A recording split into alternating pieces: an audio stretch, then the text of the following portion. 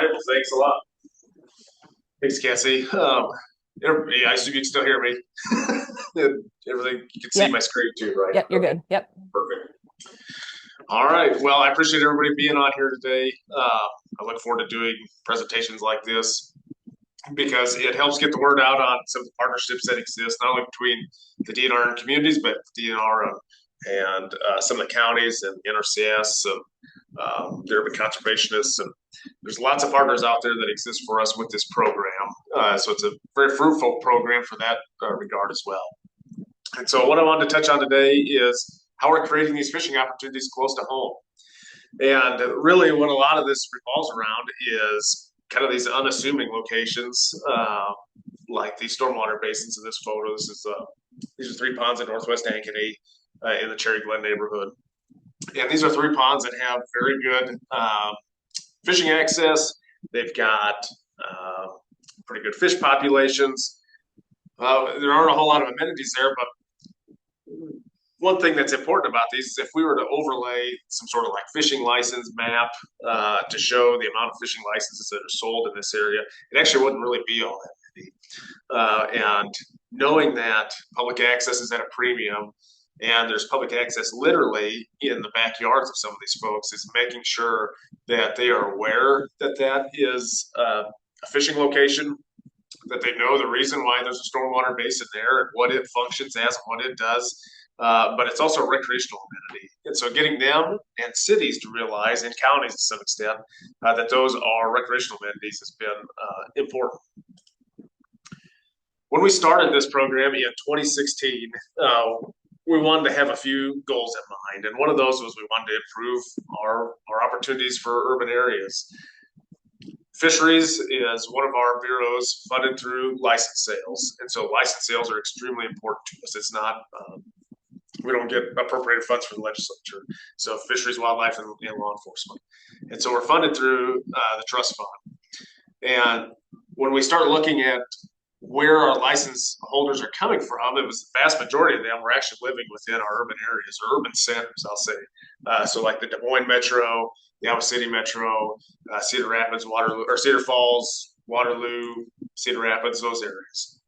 That's where the bulk of those license holders were coming from. And that was not necessarily where the bulk of our time was being spent. So we're managing a lot of our more rural fisheries and not as much time in these cities. And so we've kind of switched that around a little bit. And we want to, look at increasing participation among our minority groups. That has just had not been something we had really done and focused on prior to this program kind of being born. Wanted to look at different marketing and outreach strategies and how to get our word out to these different populations. We want to establish some new relationships and new partnerships, and we need to figure out ways to evaluate it. And we've done that in a number of ways. I'll go over a few of those here today. I'm quite of a quote person, so you'll see some quotes show up in here. But one that kind of sums up, in my opinion, the community fishing program is this quote: if you don't like change, you're going to like irrelevancy less. And that's kind of where we had started to see ourselves in these areas. And still, even to some extent to this day, I do a lot of school programs. And when I say, can somebody explain to me what the DNR is? There's very few hands that usually go up. When we are out doing electrofishing surveys in our suburban areas or metro areas, it's not uncommon for us to be asked not only what we're doing, but what's the DNR do? And those are things that we need to change, and we need to become more relevant with our constituents. The other thing is as our former U.S. Fish and Wildlife Service director pointed out, is there's a lot of change in the world, and a lot of the folks that we've typically relied on to purchase hunting and fishing licenses, they don't look the same as they used to, and they're not living in the same areas as they used to. They're growing up with different experiences than they used to. And we need to figure out ways to communicate with everybody and to make sure that everybody knows that public access is there for everybody. When we started this was kind of the focus area. It's really kind of morphed into if it's a community that'll work with us, you're on board type of thing. So we'll work with all kinds of cities. We work with all kinds of cities, big and small. There's a pond up in Rudd, Iowa, which is a very small community in northeast Iowa. But this was the focus area to begin with. And it's the top 20 communities by population. And so how are we establishing community fisheries in the heart of town? This is McRae Park, just on the south side of Des Moines, downtown, Southwest 9th Street. And we've been able to do that by partnering with our stormwater partners and kind of meshing these two worlds together. And so developers, when they're building new developments, a lot of times some sort of water features being put in. Sometimes that's a pond. And development it has grown exponentially, obviously, if you've gone around any of our suburban areas. But these houses that wrap around this area also sell for more money, typically, than the ones across the street. And so having some sort of water feature is advantageous economically for development. But also, these wet basins are well known for holding nutrients and keeping nutrients from going downstream. They've got more of a retention, and they're just a better water quality focus than maybe a dry basin. But also comes with it is that recreational amenity. We've done a number of surveys as we try to learn more about our urban residents and what they want, not only from fishing access and that kind of stuff, but maybe more from natural resources as well. And this question, Rebecca Krogman, one of our research biologists, she's our biometrician now, she's the one that conducted our survey. And the question was essentially, what is keeping you from fishing? And water quality, poor water quality ranked number one. And that's really tough to kind of measure because some of the comments that went along with that were the city hadn't mowed this area, or there was a lot of trash, or the picnic table was broke. And so that's kind of where miscellaneous also fell into, or there was a lot of plants, aquatic plants, which, from our opinion, aquatic plants typically means a cleaner water state, which means a little better water quality. And so it's kind of hard to judge exactly what that was going to be. No opportunities was second, expense ranked right up in there, and then the list goes down from there, down to ethics and accessibility. Well, we can work with people on the access portion. When you look at the Des Moines Metro, there's nearly 140 public areas to fish, and those are just water bodies. That doesn't include some of the new water trails areas that you can fish from, or river access areas that you can fish from. These are just water bodies. And so when you start looking at how much access is actually out there, it's quite a bit. There's somewhere to fish in the Des Moines Metro within probably a 7-minute drive of almost 750,000 people who live here, which is a pretty significant thing to say. Some of these communities, like Ankeny, has over 30 public ponds, all stormwater basins. City of Altoona has 20, all stormwater basins. And so those opportunities are there for people to use if they want to get into fishing, and it's close by.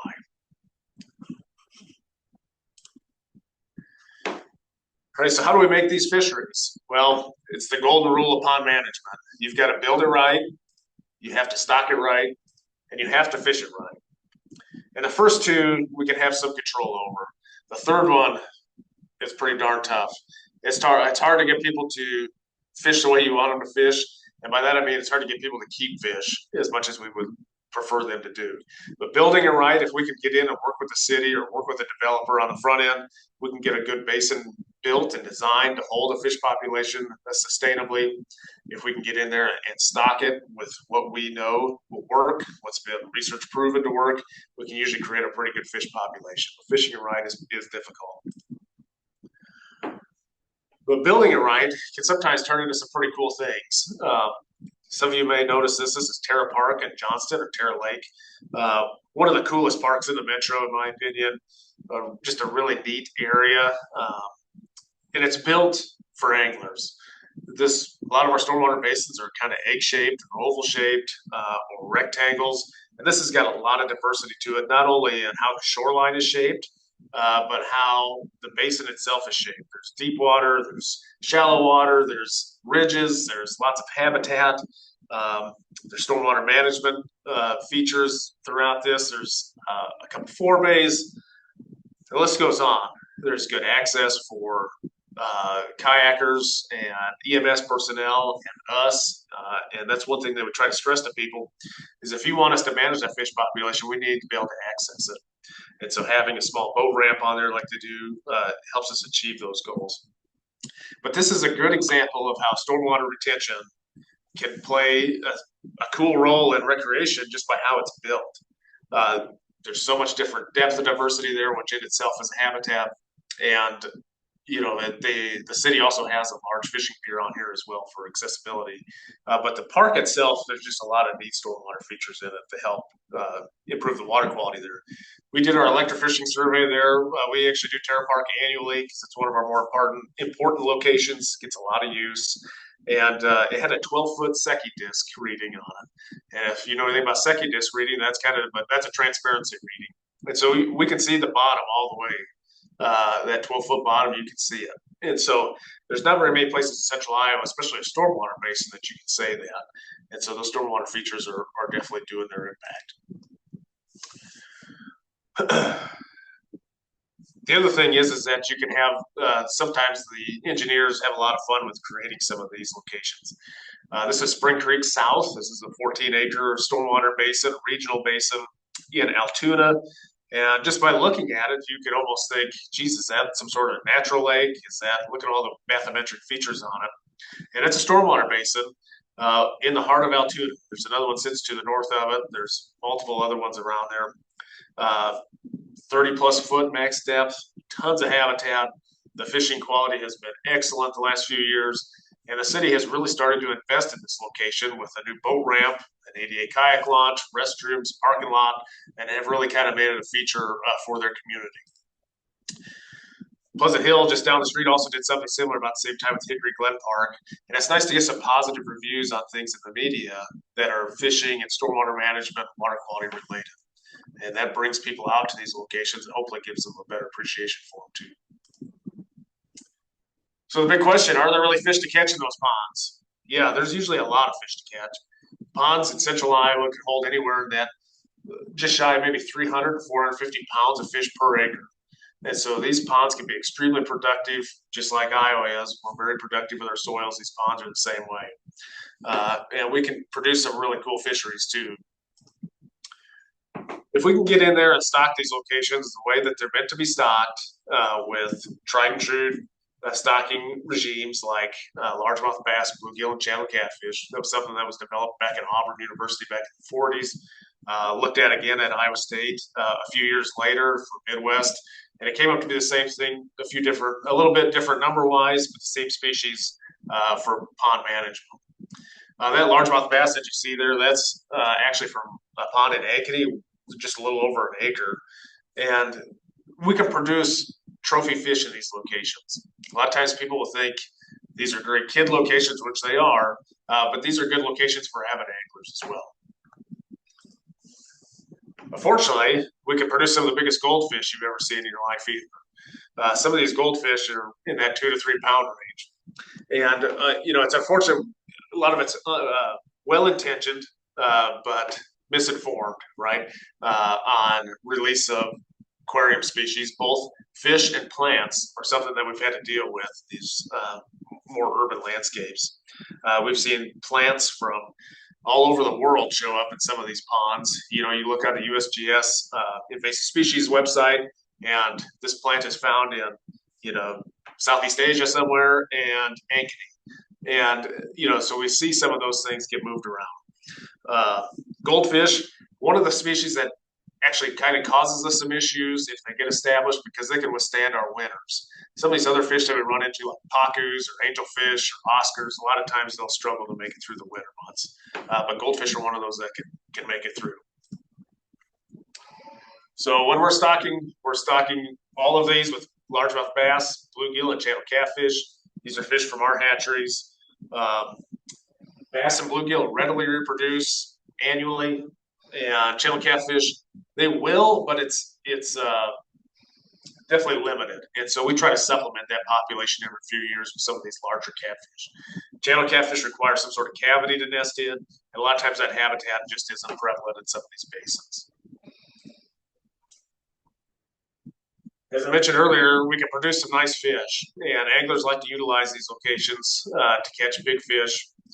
We can also look at our trout stockings and see that they help provide some of the popularity at these locations. Our trout stockings, we do currently 18 of these across the state, 18 locations. There's 3 here in the metro, so Bondurant, Johnston, and Waukee. Each get 2 stockings a year, but we do 18 of these across the state, coast to coast, from Dubuque to Davenport, or from Dubuque to Council Bluffs. And these things are immensely popular. We get a lot of people show up just to see us stock these fish, but they're easy to catch, and that's something unique to do here in the Des Moines area that you usually aren't able to do. All right, I brought up goldfish earlier, and I kind of want to use this as a PSA. Don't stock your fish into public water bodies, please. If you've got goldfish, a lot of times the pet stores will take these back. Find a friend, but do not put these in public locations. A few years ago, the city of Johnston made a post about these goldfish that we got out of one of their locations, and the city of Johnston's been a great partner for us. Their marketing department is something that promotes a lot of our stuff. We really appreciate it. Janet does a great job, and they pushed out, "Hey, don't stock these." And then the Des Moines Register picked that up, and I think I did interviews for at least 2 different news medias on dumping of goldfish, and things were going really well.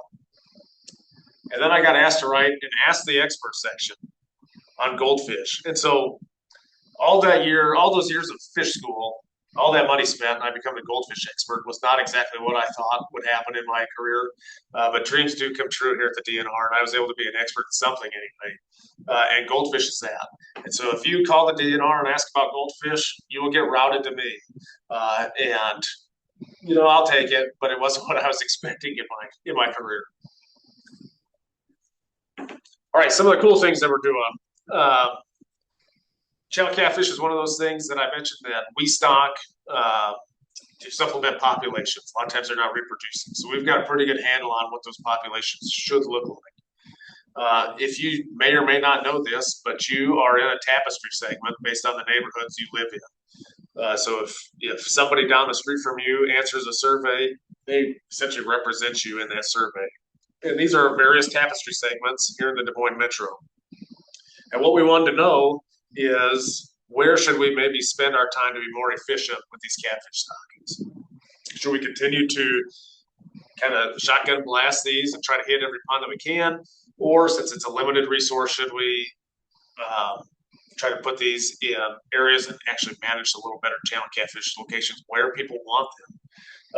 And that's what we've been trying to do. So we've pulled some of those fish from some of those more red neighborhoods and put them in more of those ones that are showing up as blue on your screen, and tried to create better catfish fisheries where people have said that they want them. We've done the same thing with some of these bass and bluegill locations. We've really looked at some of the management strategies on these other species. So that's one way that we're trying to be more efficient with that product that we're producing as these locations continue to increase, and that resource maybe doesn't. So common issues we see with these things is a lot of nutrients. We see extreme nutrients. I talked about earlier about how productive these systems can be, and this is one way that they show that. Excessive algae blooms is a problem. We get a lot of erosion around the shoreline. Some of these basins are built in a way to handle a lot of bounce, and so a lot of water fluctuations. But sometimes maybe they're not structurally prepared to do that, and we see a lot of sloughing, and we see a lot of erosion problems, belly erosion problems. I mentioned erosion earlier. We've got, but some of the simple things like that middle picture there, that's grass clippings. And so that's people mowing to the edge of the pond and then blowing the grass clippings out into it. And that is going to break down, and it takes nutrients to do that. That top right photo is Canada geese. And so Canada geese, although an American success story, right, they were nearly extirpated not that long ago. They're very prevalent in these urban areas because we've created such a great environment for them. And so trying to make sure that people don't feed them and don't congregate them is important. When you've got an animal that you measure how much it defecates by the 15-minute mark, there's a lot of nutrients hitting the ground. And so making sure that we not only keep that away, but we reduce the amount of wildlife-human conflicts is important. Those bottom 2 photos, that's actually sand, and that's sand off of parking lots. So we've tried to work with some communities on reducing their amount of sand usage, especially in areas with ponds, maybe using more of a brine solution, something that stays in place. But as you can see from those photos, that sand, it has to go somewhere, and it ends up in these basins. It makes them shallower. We start having more vegetation problems, and it's also a little bit unsightly as well. But we start to have some of those vegetation problems when we see a lot of shallow water. But it also reduces the volume of what that pond, what that basin can hold when we have those larger rain events.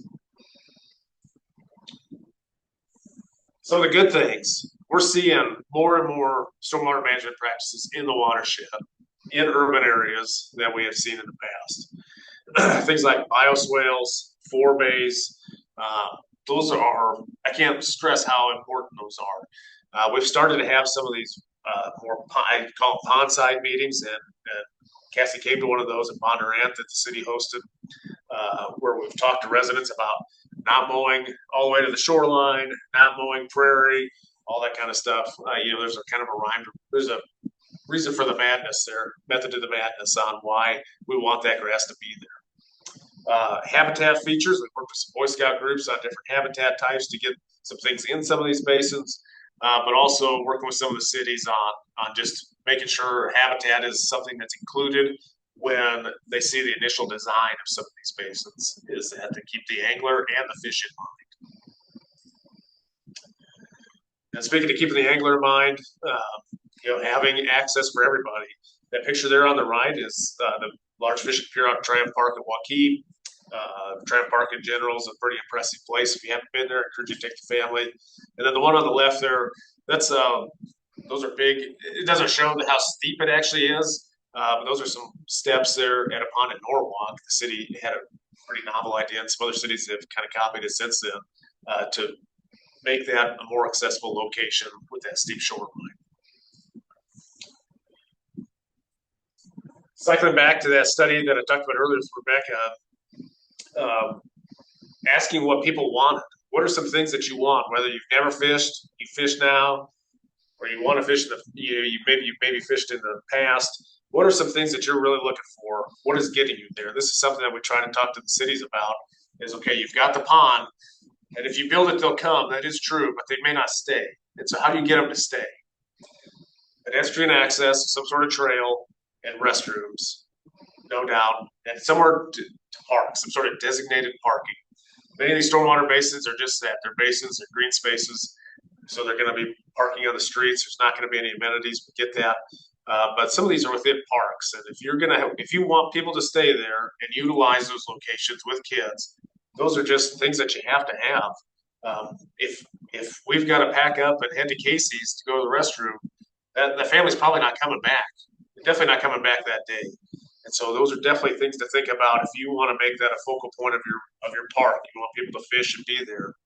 Those amenities need to be incorporated in your design. Shade trees is another one. We've got an urban forester here on staff that we started to work with closely on trying to figure out different types of trees that need to be planted. Because in these suburban areas, especially, there isn't any shade, and so you need to have some trees planted for the future. But some of those shelter locations is important too. So where do we send them all? And this slide is outdated as of yesterday. So we send them all to the Fish Local page, and we have always had a Google map on there. It looks just like that for people to go to. But now we have incorporated this Fish Local map into our overall fishing atlas. So you'll just see a little bit different looking map on there now that includes all the fishing areas in the state. But the Fish Local page is where you can go to find out more information on specific locations. We really push the first fish, the master anglers certificates on there. There's an events calendar that'll be going on there. We had free fishing weekend this last weekend, so there was a lot of events planned. But this is where you go if you're looking for a place to fish. We're kind of resurrecting this site a little bit to have some information, more information on there for cities to utilize. So if they're in the process of maybe getting ready to have a basin, or they're looking for some of our study results, we can get them that information easier. The cities are extremely important partners for us, and I'll lump the counties in there as well. I just don't typically work with as many counties, conservation boards, because outside of Polk County, there aren't a lot of middle locations within city limits, but the cities are extremely important for us because they're the ones pushing out the information for us. As I mentioned earlier, we aren't real relevant in some of these locations. And so people are not coming to us for that information, but they are familiar with and they trust their local parks department, their local cities. And so we have been working with them on pushing out information, sending them, feeding them information that they can send out, and making sure that their residents are aware that fishing is an option in town. And it's a recreation that they promote just like any organized sport. So we're very appreciative of them. We just wrapped up a trail camera study in a couple communities where we looked at time lapse photography and trying to get an idea on how much usage some of these locations get. And Terra Lake receives a lot of usage in the winter. We wanted to look at ice fishermen in general, ice anglers in general, and to see what kind of access, what kind of usage that these got. Those numbers there on the y-axis, that's hours. And so Terra Lake, for instance, received over 450 hours of angling time through the winter months. I believe this was mostly during the month of January. And that's a trout stocking location. So they get a lot of publicity. There's a lot of amenities there. It's familiar, it's safe. Some of those other locations like Cherry Glens and Prairie Lakes, there's no amenities there. So that was cool, used as a comparison. And I mentioned I like quotes earlier. And so Gifford Pinchot said, one thing we want to do is do the greatest good to the greatest number for the longest time. We really want to do that with these urban fisheries. We want to try to influence as many people as possible to create good stewards within these city limits. We think that these stormwater retention basins are the new age farm pond. I grew up fishing farm pond. There's probably a lot of people on this call that grew up fishing farm ponds. And that's really not the case anymore. They're going up fishing that pond at the end of the cul-de-sac, and that's fine. We just want to make sure it's the same type of environment that they can have a good chance of catching fish and being successful. The other thing is FDR mentioned, the essence of conservation is developing the country's natural resources in such a way to drive economic growth. You may remember FDR created the CCC, and they started looking at national parks and trying to figure out ways to create economic growth with these. And although these are small bonds, they're mighty. We're seeing anglers from all over the place coming to fish these locations. That Terra Park, we had a creel survey out there. 16 different zip codes were traveling to Johnston to fish that location. And I can guarantee you those people were buying gas or buying food and stopping somewhere in Johnston to shop and spending money. These locations provide just as much importance as some of those organized sports do as far as getting people to town. So that economic impact is there for these types of small water bodies if they're promoted. There's a lot of words on this slide. I just kind of want to throw up where we've been since 2017 at creating some of these locations. And I'm going to say creating loosely because we haven't created a single one of them. The cities and the counties are doing the work. We're just kind of along for the ride and helping with suggestions on design, stocking fish, management after the pond's built, and then promotion from there. As you can see on that list, lots of big communities, lots of small communities. Some of the folks on this call have been extremely great partners for us at not only getting fishing kind of on the front end of the mind on some of these things, but also helping with the design and coming up with the criteria that we've used for the stormwater manual, so we can try to make sure that we've got a sustainable fish population for folks to utilize. Looking ahead this year, the next year, looking at another potentially 50 acres of water that's going to be public access in or near town. But we'll push over 100 new water bodies. That's nearly 300 acres of public access, which is pretty cool. And I'm kind of a visual person, so I want to put it on a visual map. But Polk County is a huge part of that. And Dallas County, that's where the majority of these new ponds are being built that are becoming public. So what does the community fishing program offer to cities? We offer fish stockings. If it's public access, we'll stock it for free. If we offer the fish management from then on out, we assist with vegetation control recommendations.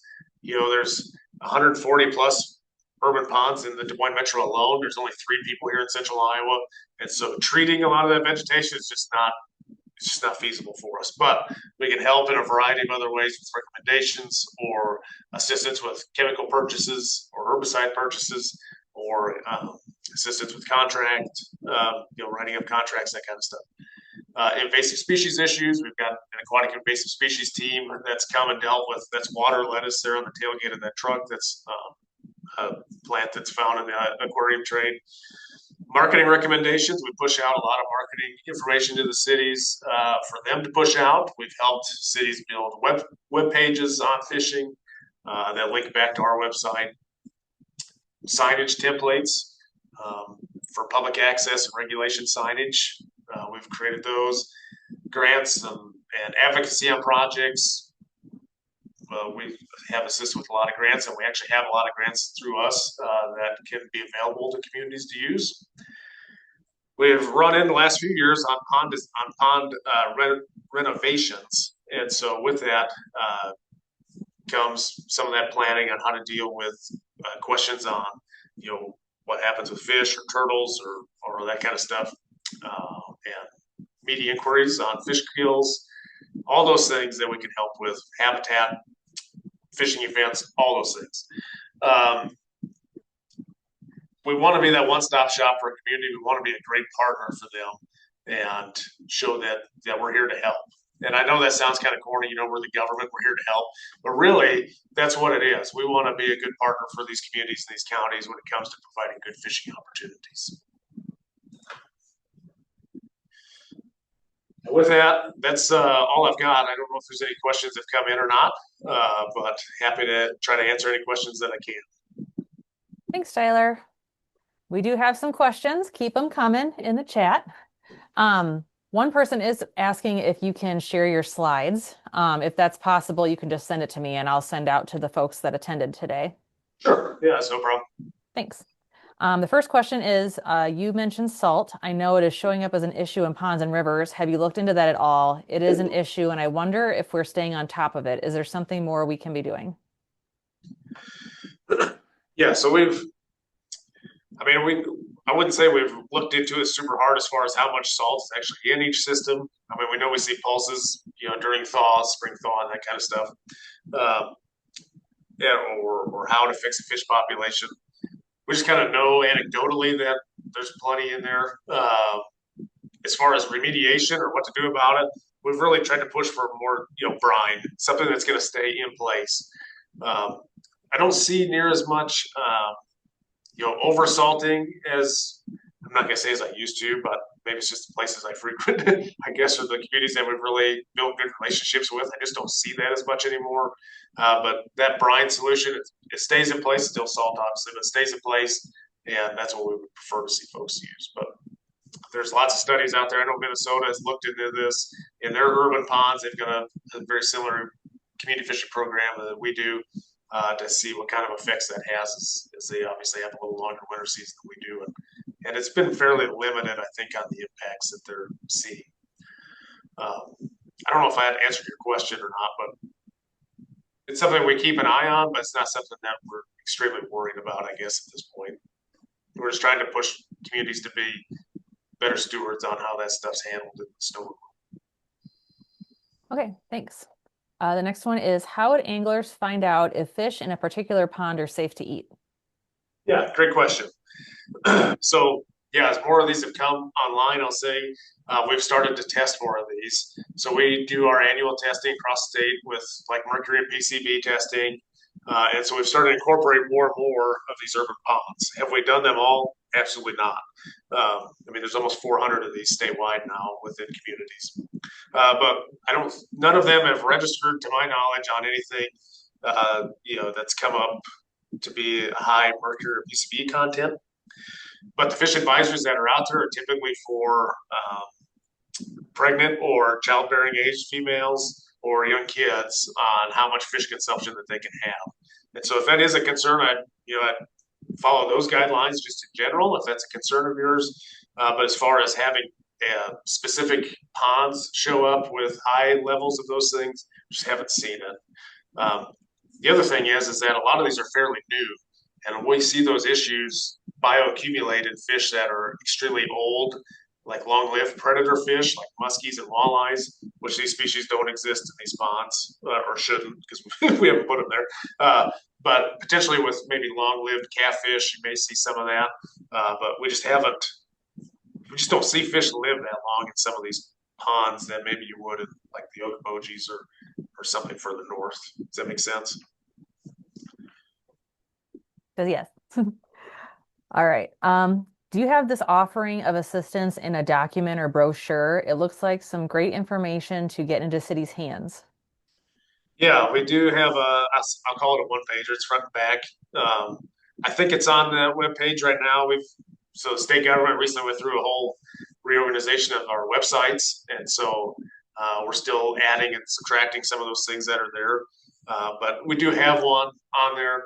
We're actually working on I'd say more of a pamphlet than a brochure on just urban or community natural resources in general. So we have myself, we have an urban forester, we just hired an urban wildlife biologist, Andy Kellner, which I think has done a lunch and learn for you.